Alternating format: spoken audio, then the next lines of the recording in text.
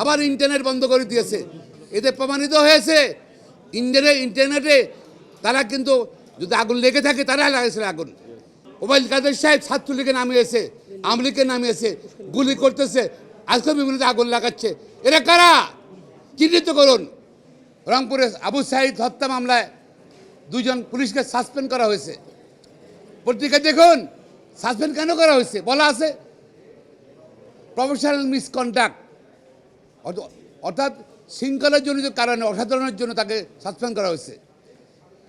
আবু সাইদ হত্যাকাণ্ডের জন্য কারণে সাসপেন্ড করা হয় নাই। এটা একটা প্রতারণা, লোক দেখানো প্রতারণা, ট্র্যাপ, এটা শুভঙ্করের ফাঁকি। আর এফআইআরে তো লেখছে নেই যে আন্দোলনকারীর কারণে আহত নিহত হয়েছে। পত্রিকায়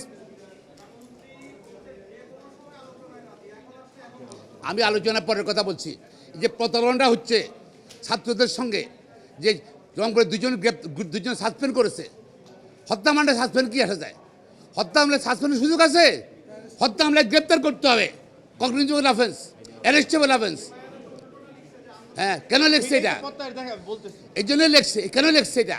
আবার দেখাচ্ছে যে 2 জনকে সাসপেন্ড করছে।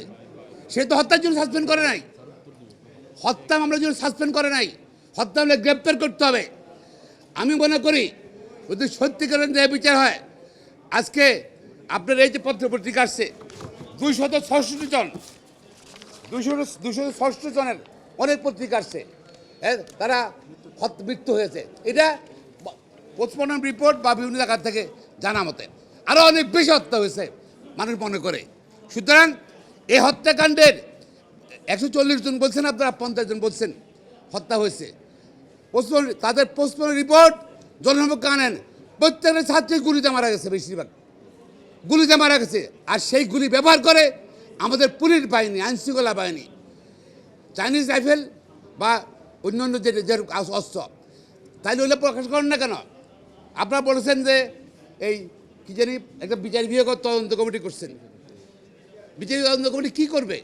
যেখানে কতজন হত্যা হয়েছে সরকার, সেটাই সরকার প্রকাশ করছে না। 140 জন বলতেছে।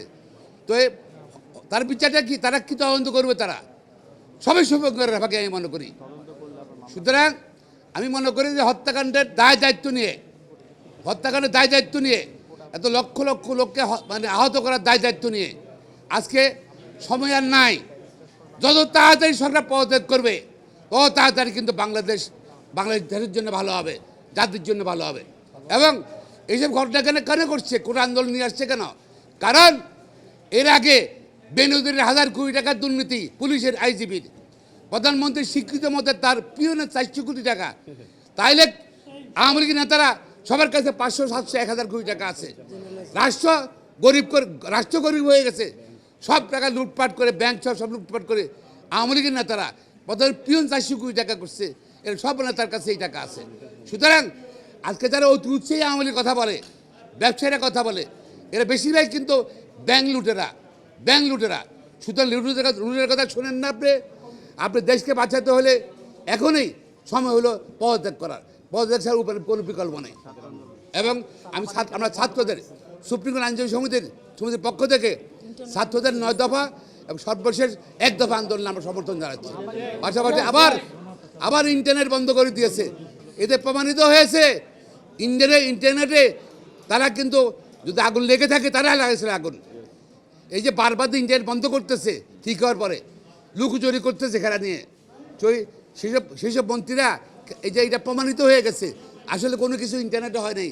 ইন্টারনেটে সব কিছু তারা এই যে আন্দোলন, গণহত্যাকে গোপন রাখার জন্য তারা এইসব নাটক করেছে ইন্টারনেট বন্ধ করার। অনির্বাণী ইন্টারনেট চালু করার জন্য দাবি জানাচ্ছি। পাশাপাশি এর হত্যাকাণ্ডের যারা জড়িত, যেসব পুলিশ কর্মকর্তা, যেসব মন্ত্রীরা এদেরকে প্ররোচনা দিয়েছে, তাদের গ্রেপ্তার করতে হবে।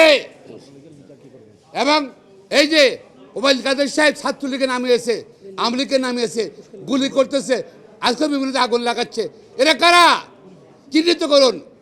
মেট্রো রেলে কারা হামলা করেছে চিহ্নিত করুন।